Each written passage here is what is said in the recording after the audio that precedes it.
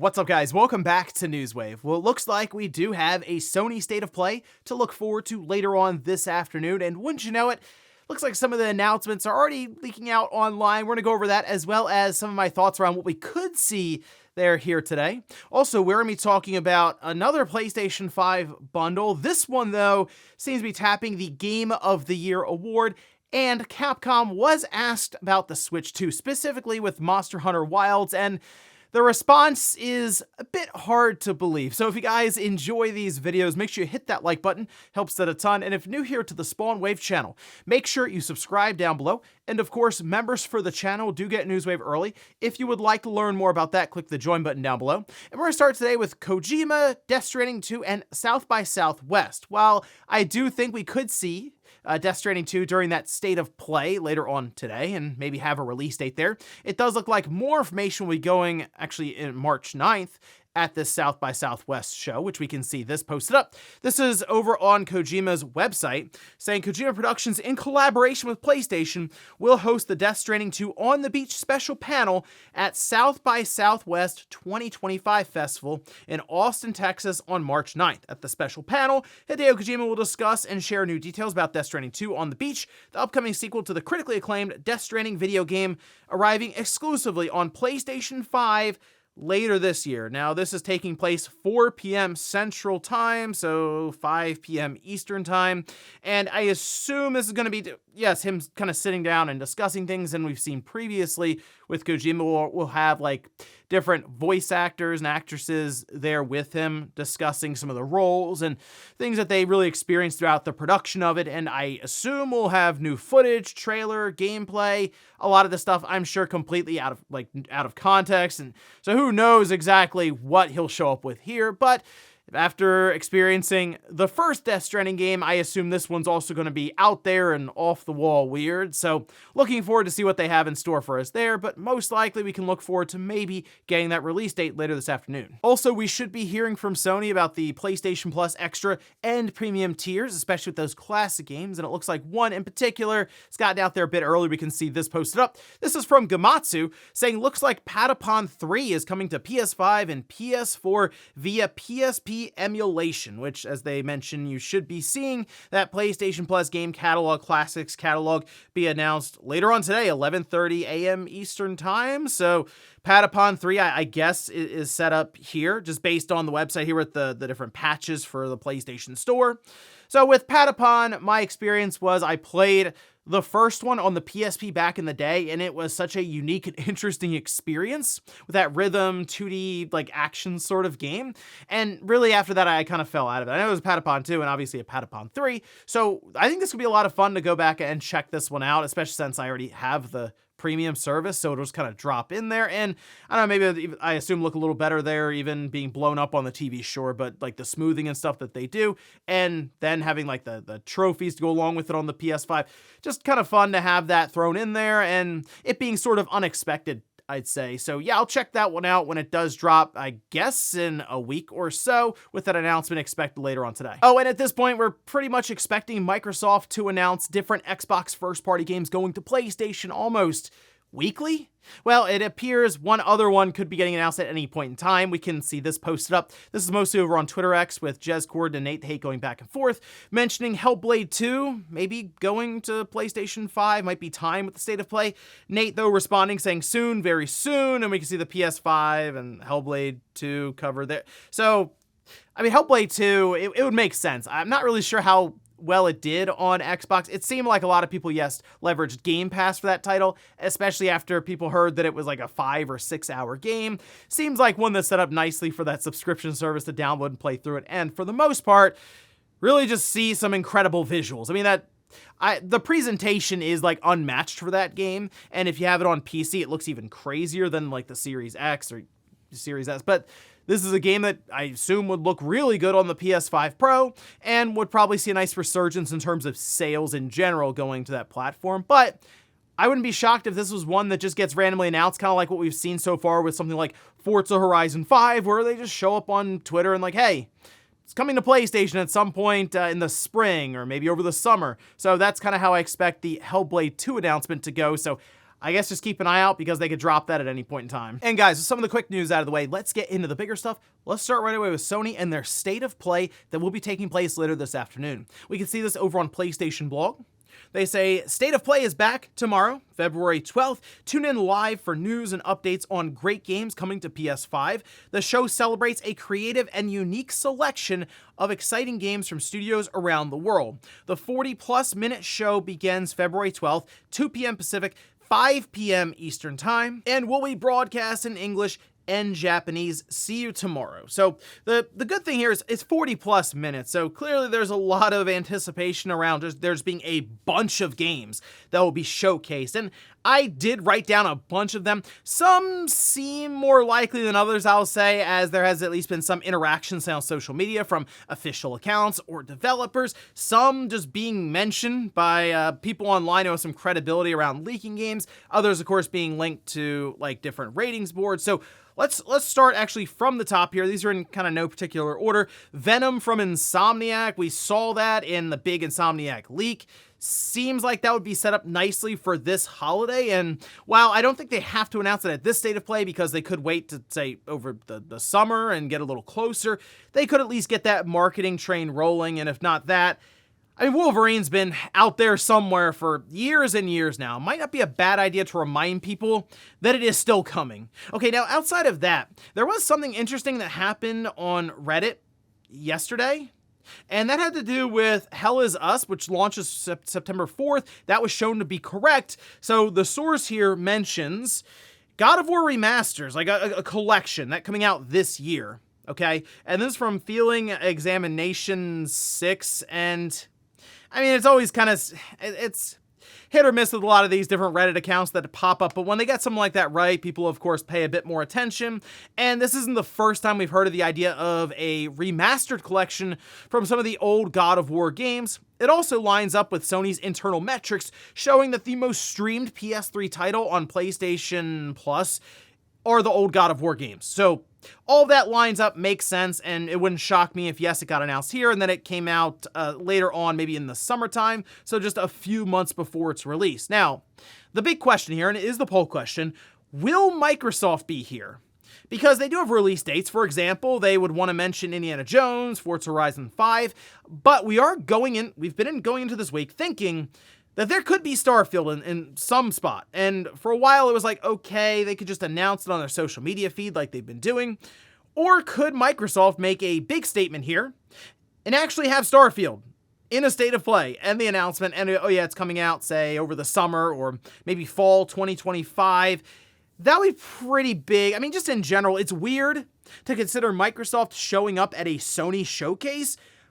But here we are. It's very different now, right? Compared to even just a few years ago at this point. So I guess it wouldn't shock me if Starfield was there, and it would sell well, I feel like, on the PlayStation 5. And of course, the PS5 Pro. It'd be interesting to see how it performs there, especially since the 60 FPS mode is available now on the Xbox Series after a patch that happened later on. Ghost of Yotei, of course, needs a release date. It's apparently coming out this year, so this would be one that I would expect to see here and have a release date. I mean, you feel like you want to get things rolling along with that your schedule set up, so you're going to need at least some dates to show here. This one makes sense. Lost Soul aside, another one that should see a release date, I feel like, especially after their social media account interacted with the State of Play announcement, and that apparently also coming out this year. It's been in development for quite some time, and it seemed like it got extra funding, so I have some higher expectations, I'd say, for Lost Soul aside than I did previously. Death Stranding 2, as we already mentioned, should get a release date here, and see more about it at South by Southwest. And we did have some Sonic stuff that started to leak out. We also had, again, interaction on social media. Sonic Racing Crossworlds, I feel like will be here. It'll be a big third-party entry, and we had some screenshots and stuff leak out online. So it seems to me like this one is almost guaranteed to have an announcement soon. It would make sense to be at the State of Play. I'd also expect Capcom to be here. I mean, Monster Hunter Wilds probably get another big push ahead of its release later on this month. I mean, Sony would want that. Obviously, Capcom would want it as well. We also saw Resident Evil 5 and 6 get new ratings, and it seems like that's lining up for some sort of like collection or just re-release for each individual one. And the big one that I think would be awesome to see would be Resident Evil 9. We're kind of on that cadence now to where we should start hearing about it. And we know that Sony and Capcom do kind of work together here to announce different Resident Evil games, so it makes sense. Now, the other thing that's kind of interesting about this is we could see a new IP from an unnamed studio that would be working with Sony, and that would be for something called Project Ooze. This has been ongoing for a while, as it was spotted, I think, last year, from what I remember, and it looked kind of like almost a sci-fi style game, so keep an eye out for that one, all right, because I'm curious how that turns out. And, of course, with Sony, live service. Are we going to see, say, a Fair Games here, that Horizon multiplayer that's been long rumored and discussed, or Marathon? Because if Sony's going to have, say, 2 live service games this year, they're going to want to start at least get the ball rolling here on one of these starting in February for the first half, and then another one in the second half. I assume Fair Games would be up first, since we heard about it a while ago now. But who knows, maybe they just say, you know what, Horizon multiplayer, that's our best shot currently, let's just get this thing out there. And of course, I'm going to throw my usual Bloodborne remaster remake in there because eventually you got to be right, and why not? We'll just keep throwing it out there and see if eventually it does stick. But I think it should be a pretty fun show. I know that expectations are going to be pretty high for this, considering right now Sony is typically pretty quiet for long stretches. You feel like they want to start setting things up not only for this year, but also start setting things up for like the second half of the PlayStation 5's life and start filling out the calendar, not just with third party, but also some first party stuff. So, hey, we'll find out later on today. Again, 5 p.m. Eastern time, a 40+ minute state of play. Next up, let's stick with Sony here for a minute with a PlayStation 5 bundle. Now, this is coming way of BillBill, who's been very, very good about this stuff, probably because they have access somewhere to like back-end retail listings and SKUs and stuff. So let's take a look. This posted up over on D-Labs, translated using Google. Says Sony is continuing its strategy of marketing new PlayStation 5 packs. Most recently, new PS5 Monster Hunter Wild packs have been announced in Japan. Now, it just seems to be the PlayStation 5 with Monster Hunter Wilds, but of course, that can work to sell systems quickly in Japan with something like Monster Hunter, which is very, very strong there. Astrobot, the multi-award-winning game, including Game of the Year for 2024, is reportedly getting a new PS5 bundle. This bundle is expected to be available in Europe and North America, at least. The bundle would include a PS5 standard console with the disc drive, as well as a download code for the game Astrobot with an expected release date of March 13th, 2025. That's still really annoying, by the way, that this happens pretty much across the industry at this point. You don't get a physical copy, whether it's a cartridge from Nintendo or a disc from Microsoft or from Sony. They always go with the download code. You used to actually get, I promise, you used to get physical copies of games in these bundles, like a disc. You would have that in there, but they just don't do that. I'm sure it's cheaper, I guess, to package it in, and you could technically have that download code go with just a digital edition system, but this does mention that it's a disc-based standard console. So I'm not really sure why they didn't just put it on a disc, but either way, having an Astrobot bundle is interesting to have that now. I mean, I guess they wanted to get the initial wave of sales out the door to where they get to like, say, 2 million sold. And then, oh yeah, now we'll drop it in with the system. And I mean, look, Astrobot is a very good mascot for Sony and their PlayStation 5, and it would make sense that this would be a good general audience game to package in with the system, because Astro's Playroom works really well to teach you how to use the DualSense controller and all of its features, and then Astrobot is that technically just much more expanded on and really built out as a high-quality 3D platforming game that pretty much anyone can have a lot of fun with. So it makes sense, and it also makes me wonder if maybe we will get just more content for Astrobot this year. At the very least, they gotta brag a little bit and put the Game of the Year trophy in there from the Game Awards, right? That would be actually a pretty funny level for them to be like, oh yeah, the last thing you unlock is the Game of the Year trophy that they gave us on stage.